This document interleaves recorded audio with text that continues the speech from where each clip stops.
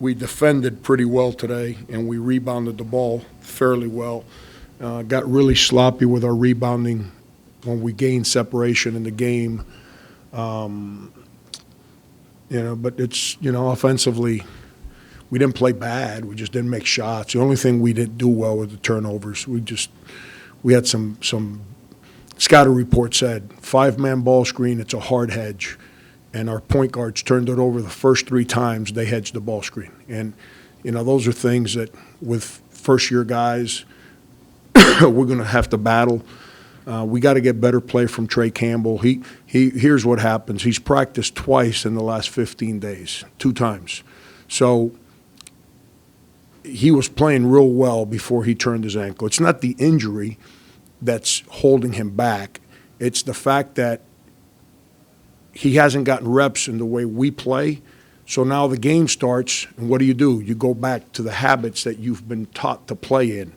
And he broke away from what we asked to do. So he needs reps in practice, and he'll do them. I wasn't real happy with him today, not for anything other than he broke away from our disciplines and the things we try to teach. And then AJ's going to be real good. Him and Keyshawn, I told you guys, they're fun to watch. AJ wasn't as he needed to be today. He was a little too I don't want to say lackadaisical because that's not a fair word, just not as aggressive as he needs to be. And but it's a kid that should be in high school right now. And so we're going to have moments like those. Frank, you touched on it there. With AJ, was it maybe a case of being a little too overexcited for his first game? And then with Keyshawn, obviously he didn't have any kind of opening night jitters. But with Lawson, is that just kind of something you worked through? Yeah, AJ and Justin Minaya were the 2 guys that they weren't over. They just, for whatever reason, weren't as engaged. And they were tremendous in practice. So, Justin played better in the second half, but he really didn't play well in the first half. With AJ and you say Keyshawn, is that the other name? They're freshmen. They got no choice. They're going to play. They got no choice but to get better. And both of them accept coaching. They don't fight it. They don't give you excuses. I think those 2 kids, knock on wood, as the year goes on, will keep getting better and better. You've gone through hundreds of post-game lines. Just what was the emotion in this post-game line for you? Yeah, it's hard. I don't wind down real easy. Like game ends, my mind is still racing on things that we did well, didn't do well. And I'm shaking hands. I totally forgot that my son Brandon was going to be in this line. And then I was like shaking hands, and I shook hands, and I looked up, and I saw him behind the guy that I was going to shake hands next. And, I want him. I didn't want to separate him from his team in that moment.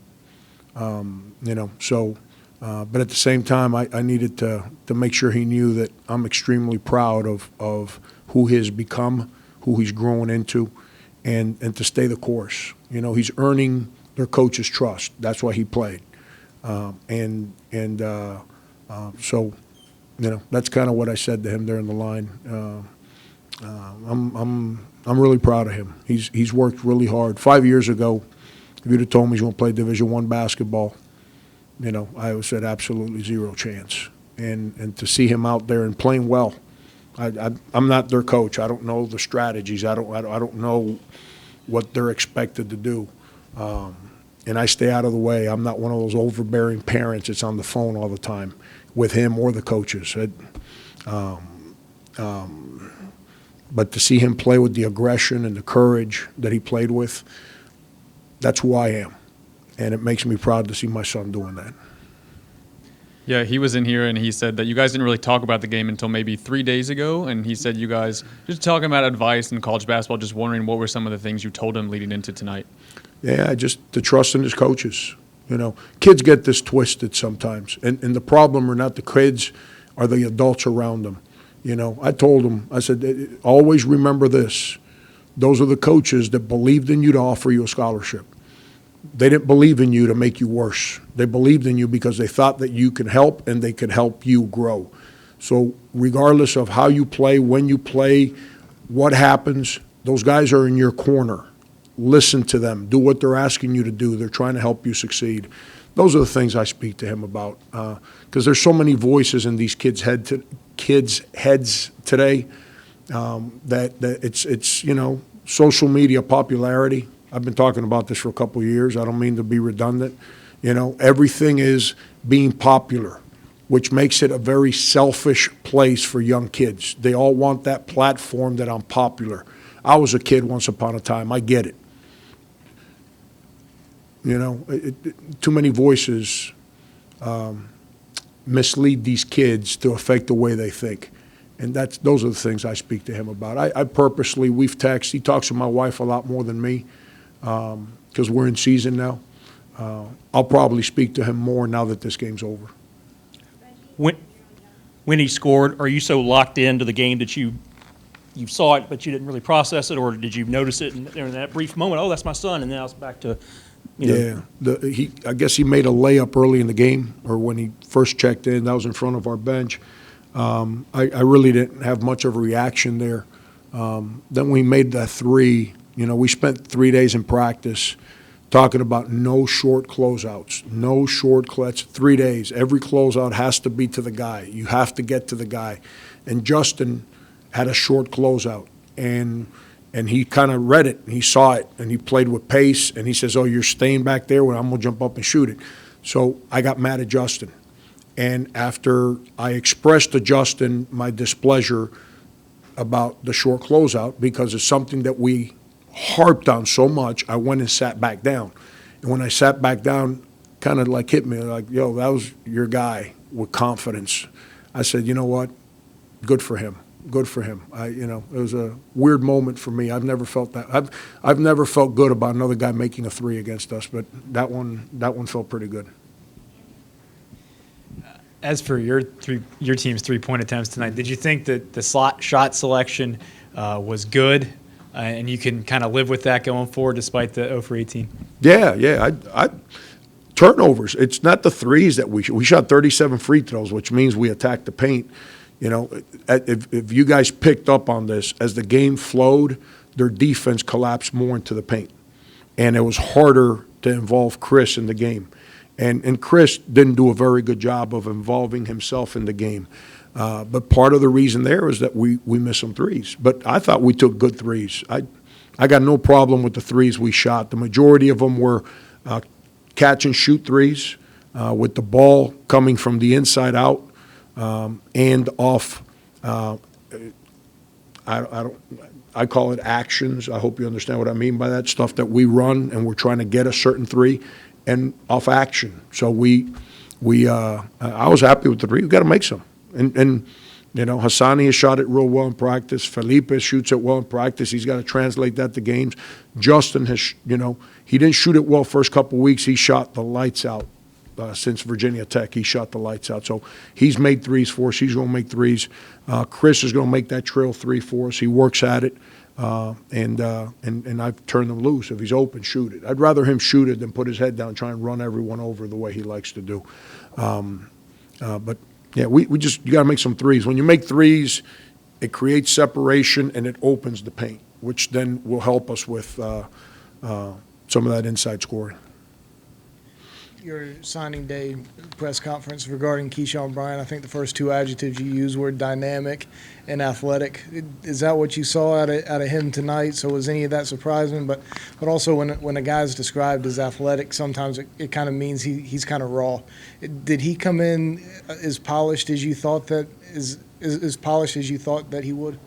Yeah, he's got a knack to score, which, some guys can jump and dunk, but they have no feel how to score. He's got a feel to score. He's not a great shooter, but he's not a bad shooter. He actually makes threes in practice. You